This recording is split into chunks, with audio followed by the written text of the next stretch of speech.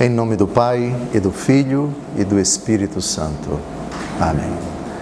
Vinde, Espírito Santo, enchei os corações dos vossos fiéis, e acendei neles o fogo do vosso amor.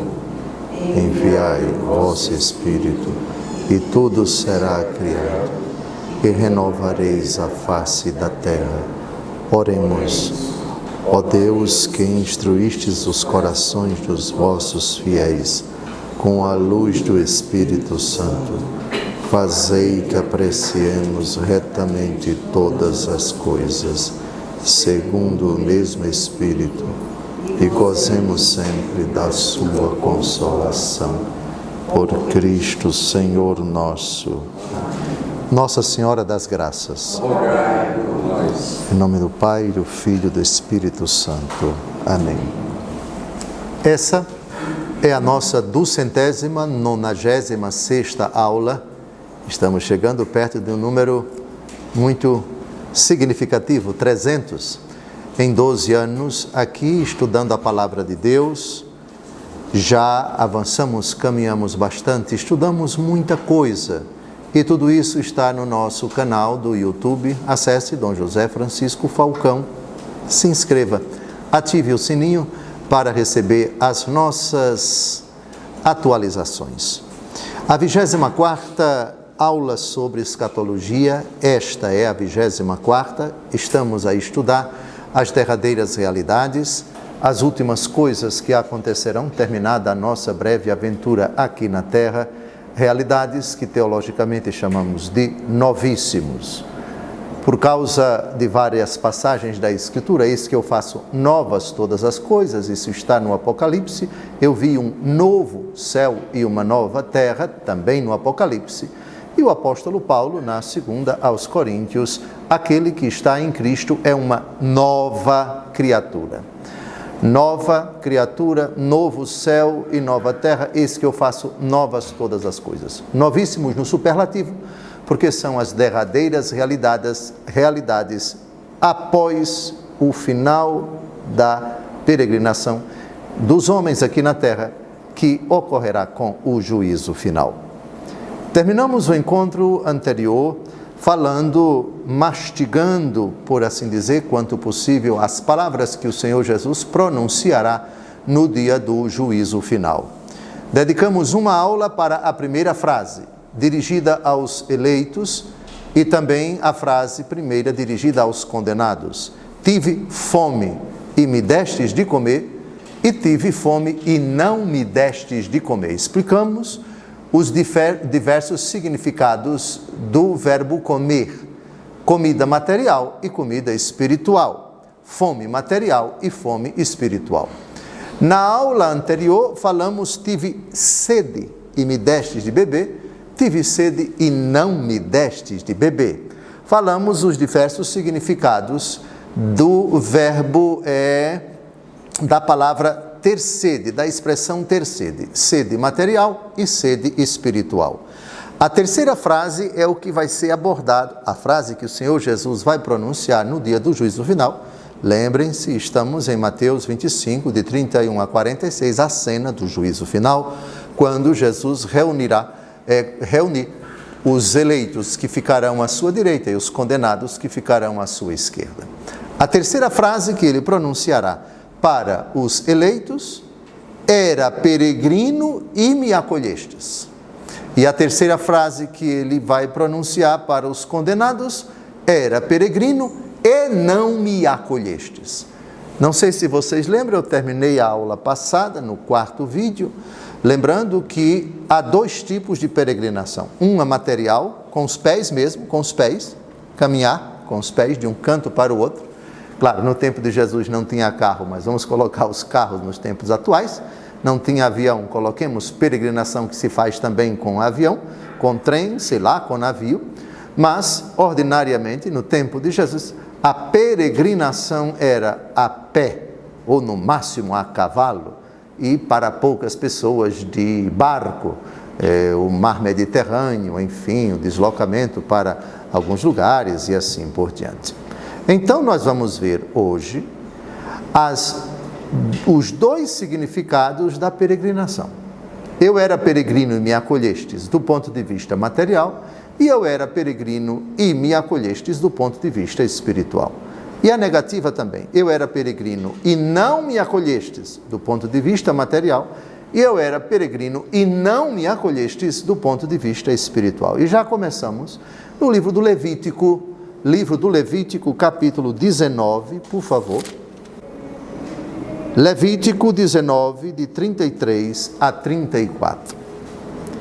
Se um estrangeiro vier habitar convosco na vossa terra, não o oprimireis, mas esteja ele entre vós como um compatriota, e tu o amarás como a ti mesmo, porque fostes já estrangeiros no Egito. Eu sou o Senhor vosso Deus. Estrangeiro aqui é qualquer um não hebreu. O povo hebreu, quando tomou posse da terra, passou a ser proprietário da terra. Lembrem-se que o livro do Levítico foi escrito após a entrada do povo na terra prometida. O povo agora tem uma terra. Esse povo foi estrangeiro, foi peregrino, quando foi levado por José, um dos irmãos mais novos, na verdade o mais novo era Benjamim, um dos mais novos para o Egito. Depois que José se deu a conhecer aos seus irmãos, ele manda buscar o seu pai, e todos os irmãos, toda a família, passa a morar no Egito. Eles foram peregrinos no sentido mais estrito do termo e do ponto de vista material. Pois bem, o povo que não tinha terra, agora tem. O povo que fora estrangeiro, fora peregrino e viveu, digamos assim, de favor numa terra estrangeira, agora tem sua terra. A situação, de certa forma, se inverte. Então, aqui nós temos Israel enquanto caminha para o Egito e enquanto ali habita, é um povo estrangeiro, é um povo peregrino. É um povo que não tem uma terra, está vivendo ali no que não é dele. Agora, no tempo do Levítico, a situação se inverte. Aqui se enquadram todas as caridades, todas as bondades, todas as aberturas de porta, não apenas de pessoas tomadas individualmente, que batem à nossa porta e pedem para dormir. A bem da verdade, em certos lugares, em certos ambientes, isso pode ser extremamente perigoso e contraproducente. Todavia, há outras formas de se dar guarida, de acolher pessoas que não moram conosco, ou não são cidadãos da nossa região, da nossa cidade, da nossa família, do nosso país. Bem, as diferentes manifestações, digamos assim, de solidariedade, todas elas estão incluídas nessa afirmação de Jesus. O problema se agrava, a guerra entre a Rússia e a Ucrânia, o que leva dezenas, milhares de pessoas de ambos os lados, ou nas regiões em que o conflito está em andamento, a fugirem. Naqueles países, digamos assim, de uma ditadura tremenda, seja religiosa, seja ideológica, seja política. Pensemos naqueles países pobres do norte da África, ou da África oriental, ou ocidental, ou setentrional ali do centro, que diante de uma guerra fratricida, louca e insana, fogem para não morrer. E às vezes precisam sair do seu próprio país.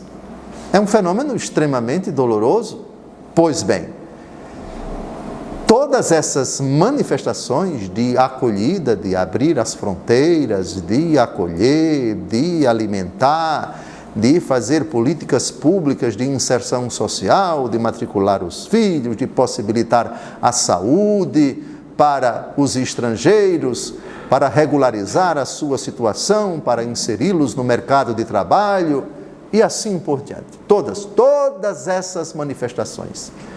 Os seus fautores, os responsáveis, sem dúvida alguma, se inserem, se adequam, se encaixam, ilustram essa frase de Jesus, qualquer que seja a modalidade de acolhimento, seja ela provisória, seja ela duradoura, seja apenas para dar um abrigo, dar comida e outras coisas decorrentes deste acolhimento. Pensemos também nas casas de acolhida, sejam elas mantidas por instituições públicas ou privadas, na própria cidade mesmo, de acolher as pessoas de rua, em situação de rua, dar banho, um sopão, uma comida, vesti-los, etc. Sem dúvida alguma, essas manifestações materiais de acolher peregrinos, não é?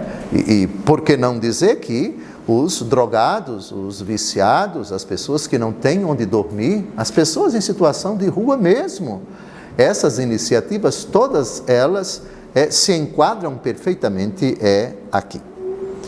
Agora vamos ao Evangelho segundo Lucas, capítulo 10, versos de 33 a 34. São muitos os textos que ilustram peregrinação material. Eu só vou ficar com 2 para a gente não se estender tanto.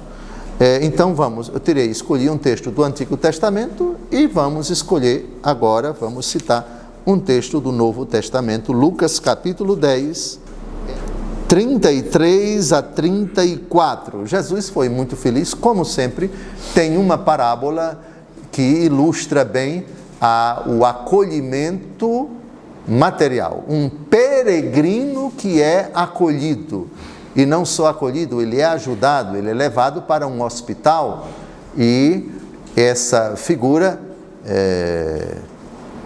imaginária, que segundo Orígenes é o próprio Jesus, e outros padres da igreja interpretam também no âmbito da caridade.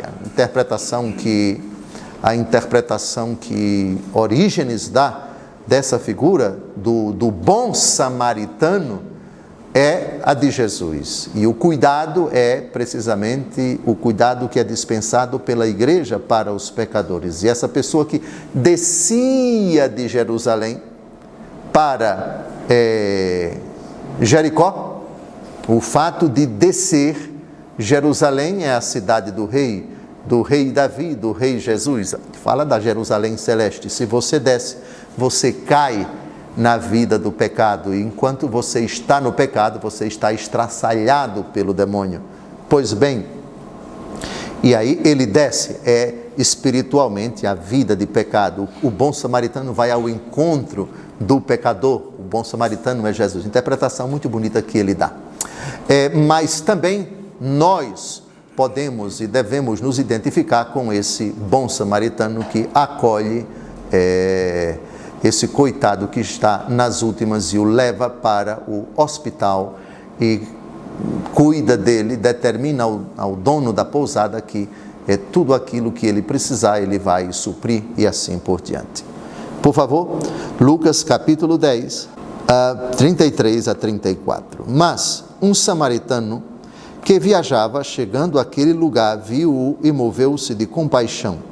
Aproximando-se, atou-lhe as feridas, deitando nelas azeite e vinho, e colocou-o sobre a sua própria montaria, e levou-o a uma hospedaria, e tratou dele, etc. Está terminando o nosso primeiro bloco. No segundo, retomaremos a parábola do bom samaritano, que ilustra, que prova, que demonstra que a frase que Jesus vai pronunciar, era peregrino e me acolheste, também tem um sentido material. Um grande abraço.